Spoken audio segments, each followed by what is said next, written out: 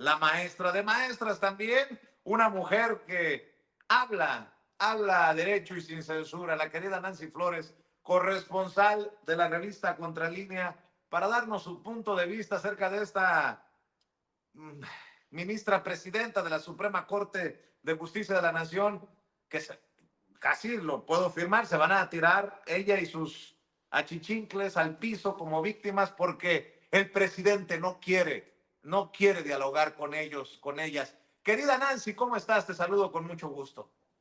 Hola Vicente, buenas tardes a ti y a tu audiencia. Yo creo que es previsible porque de hecho si escuchamos el discurso de ayer de la ministra Piña, pues justamente está advirtiendo o diciendo que la solución no es que los quiten de ser jueces, magistrados y ministros, ¿no? O sea, como si hicieran un trabajo muy correcto y como si no hubiera habido un plan C.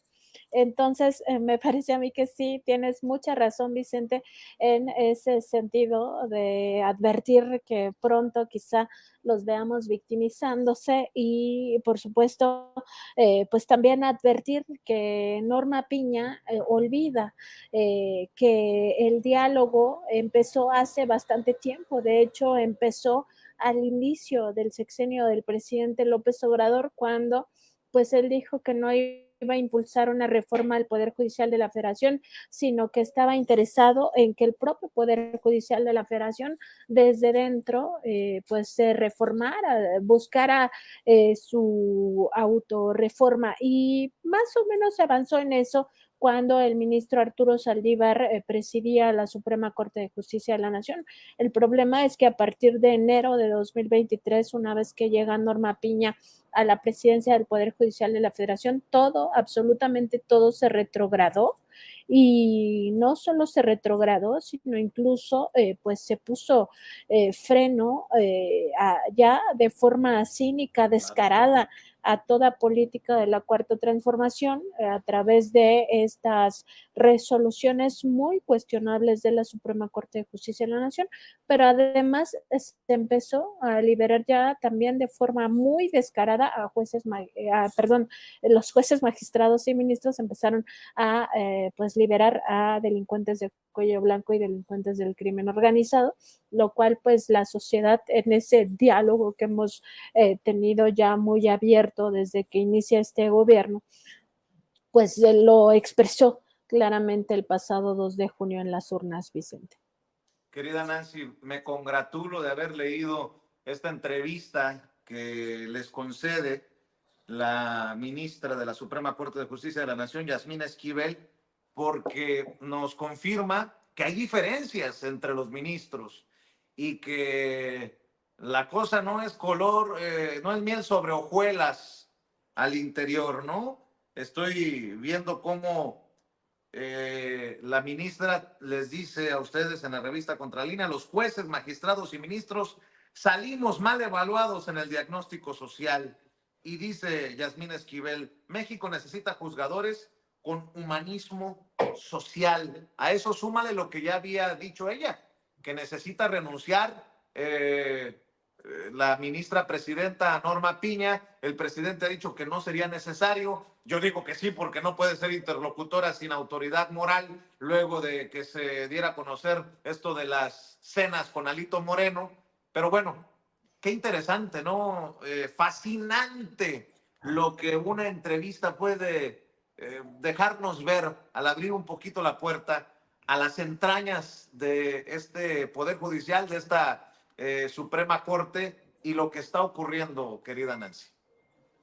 Fíjate, Vicente, que cuando la ministra Yasmín Esquivel planteó en una primera reunión o sesión a puerta cerrada, una sesión privada de la Suprema Corte, que no había interlocución para esta reforma judicial si la ministra Norma Piña seguía presidiendo al Poder Judicial de la Federación, también se filtró que en esa misma sesión privada el ministro Juan Luis González Alcántara Carranca había pedido que se llevara una misma posición al foro del Parlamento abierto, que fuera el Poder Judicial el que hablara en su conjunto y que no fueran posiciones individuales, justamente porque se iban a ver estas fracciones. Y en esa filtración que hubo a la prensa, se decía que pues quien se manifestó en contra fue la ministra Lenia Batres Guadarrama y que ya pues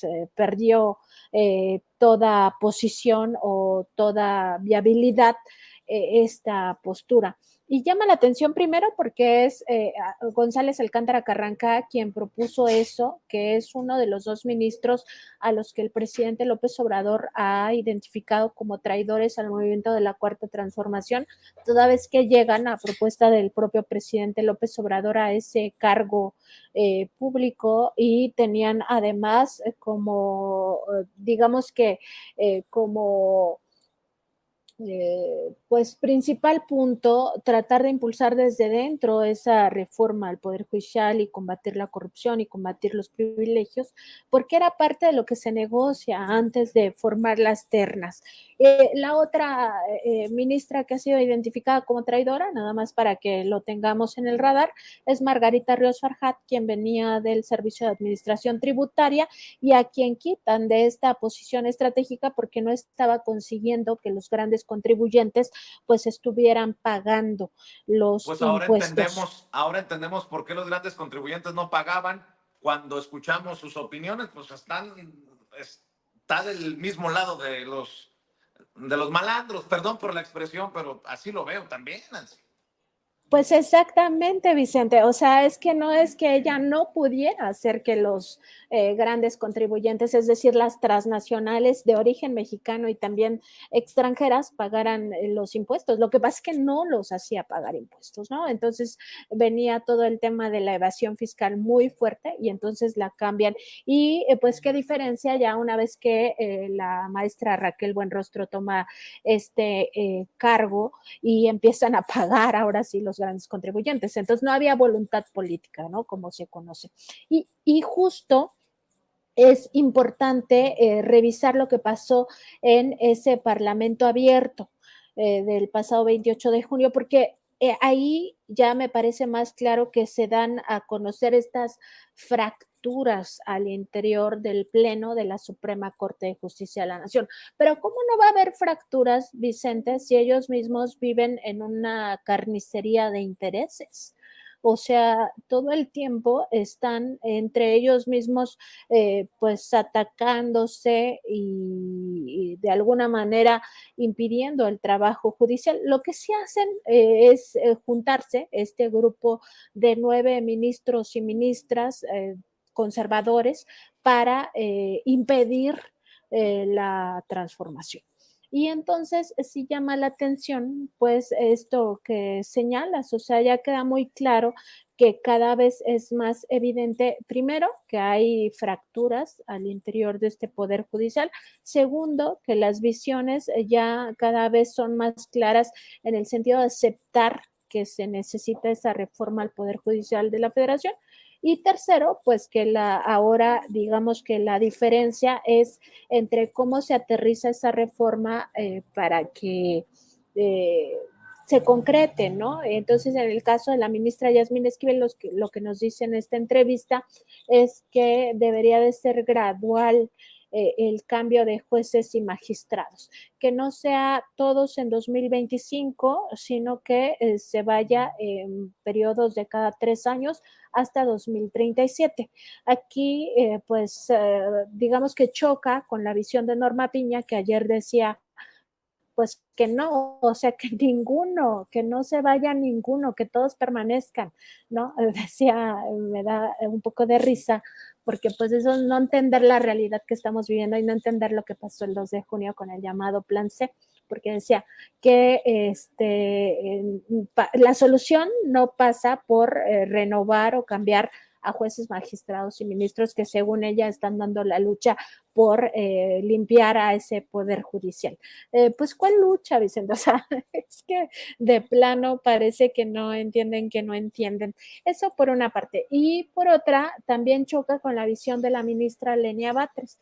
La ministra Lenia Batres, así como la propia iniciativa del presidente López Obrador, pues impulsan que sea de tajo, que este poder judicial no puede permanecer ni puede ser gradual porque entonces habría dos sistemas de justicia, uno del viejo régimen, ganando pues todo lo que ganan, es decir, más de lo que percibe el presidente o la presidenta de la República en su momento cuando ya asuma la doctora Claudia Sheinbaum, y además pues con todo el esquema del pasado, ¿no? Que es lo que justamente ya no quiere el pueblo de México.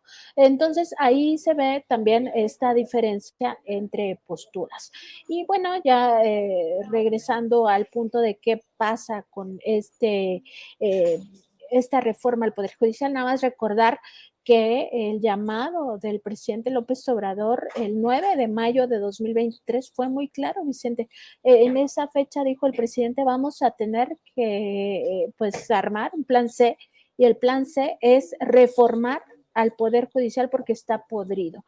Y lo decía un día después de que la Suprema Corte de Justicia de la Nación hubiera echado atrás el primer paquete de reformas del Plan B. El 8 de mayo de 2023, la Corte había echado abajo esas reformas, como echó abajo más de 70 reformas de acuerdo con la ponencia de la ministra Lenia Batres.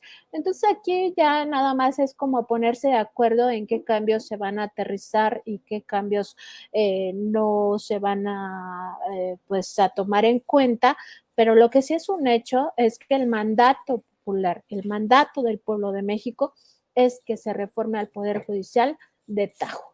O sea, a mí me parece muy claro que el pueblo de México no votó para que sea hasta 2037 estos cambios, y tampoco votó para que no se cambien a jueces, magistrados y ministros.